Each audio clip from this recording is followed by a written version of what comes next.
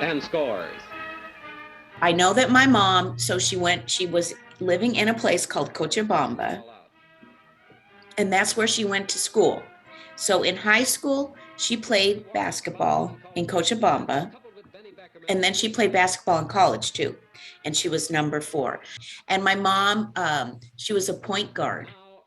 That was her position. Gerda Ashkenazi Touriel played basketball at a Bolivian college associated with Notre Dame in the early 1950s.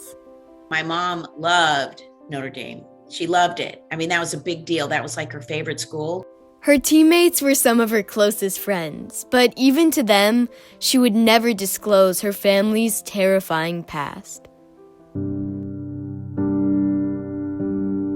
Gerda was born in Vienna, Austria in 1932. She was happy there. You know, she was just like a little kid. By 1939, the Nazis had invaded and enacted laws that stopped Jewish children like Gerda from going to school. German, she only could speak it. Yeah. She never learned how to read or write it because she didn't get to go to school and learn. Her father was sent to a concentration and slave labor camp, but her mother was able to bribe him out. I mean, they lost everything. The Nazis confiscated everything. They booked passage on a ship to Bolivia. Then, they almost never spoke of their experiences again.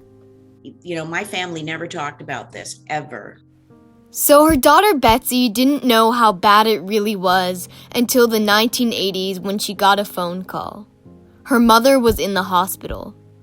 I was in college. I was at the University of Washington, so I didn't live at home.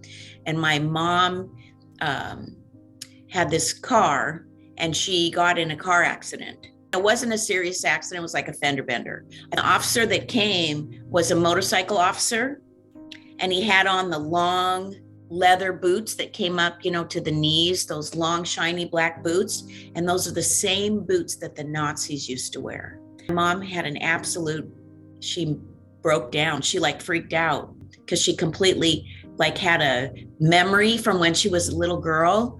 And she totally fell to pieces, and she had to stay overnight in the hospital. When she got out of the hospital, Gerda didn't wait a minute to turn on the basketball game. My mom followed college basketball like you wouldn't believe. It drove my dad crazy.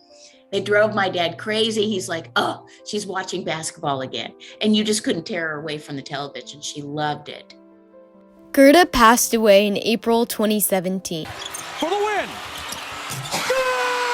The following year, the Notre Dame women's team won it all.